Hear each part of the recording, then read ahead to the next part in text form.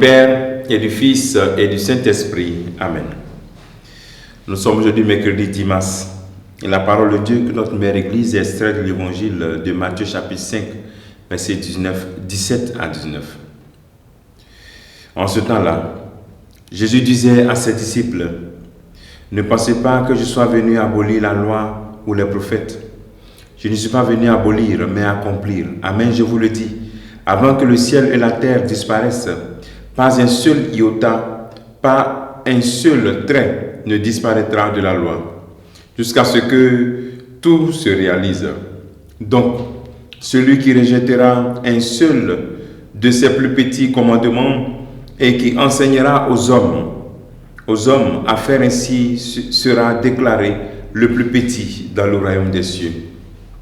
Mais celui qui les observera et les enseignera, celui-là sera déclaré grand dans le royaume des cieux. » Acclamons la parole de Dieu. Louange à toi, Seigneur Jésus.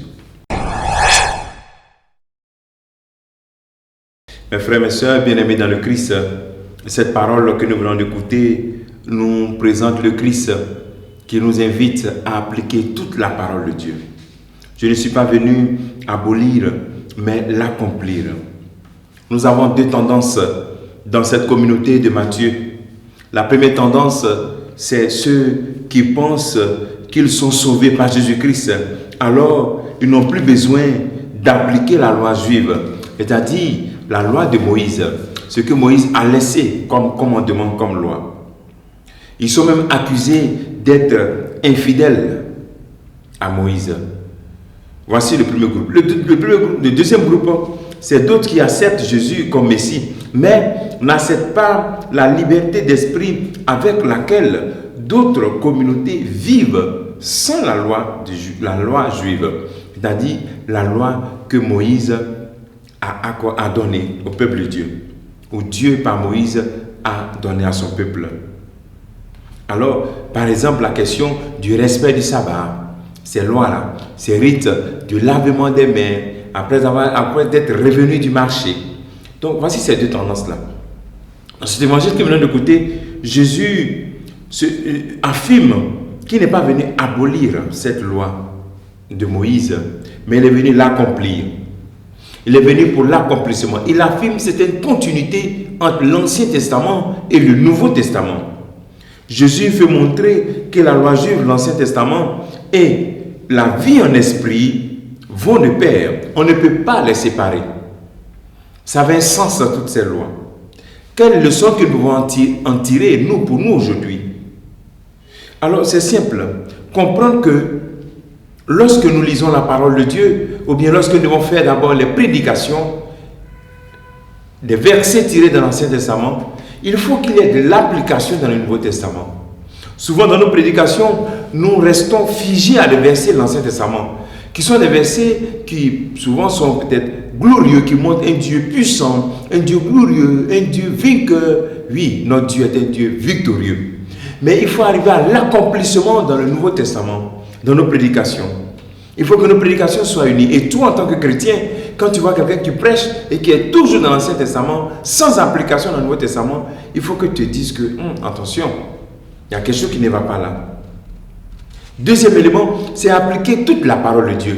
Le Christ dit qu'il n'est pas venu enlever même un iota, la petite lettre de l'alphabet grec. Il n'est pas venu enlever une seule lettre, mais tout accomplir. Mais est-ce que toi, aujourd'hui, en tant que chrétien, tu te dis que tu es prêt à accomplir toute la parole de Dieu? Ou bien, tu te dis qu'il y a des parties de cette parole qui sont au-dessus de tes forces, qui sont plus fortes que toi, et que c'est incapable, c'est impossible de l'accomplir. Voici deux questions fondamentales que nous allons poser pour appliquer en ce jour cette parole. Un, comment est-ce que dans nos méditations, dans nos lectures de l'Ancien Testament, nous trouvons des correspondants de l'application de ces textes dans le Nouveau Testament? Et comment est-ce que nous avons l'engagement de vouloir accomplir toute la parole de Dieu et que nous pensons que cette parole est pour nous? Le Nouveau Testament tel que le Christ nous proclame, est-ce que nous sommes prêts à accomplir dans la totalité? La méditation que nous pouvons prendre en ce jour, ou bien le travail à faire en ce jour, c'est: est-ce que je désire appliquer toute la parole de Dieu Ou bien je sélectionne les parties qui m'arrangent. Est-ce que, aujourd'hui médite, es-tu prêt à appliquer toute la parole de Dieu? Ou bien veux-tu sélectionner les parties qui t'arrangent? Si le Christ est vraiment ton maître, tu dois appliquer toute la parole de Dieu.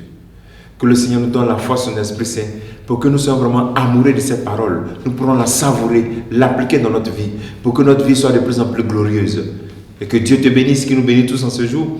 Au nom du Père, du Fils et du Saint-Esprit. Amen.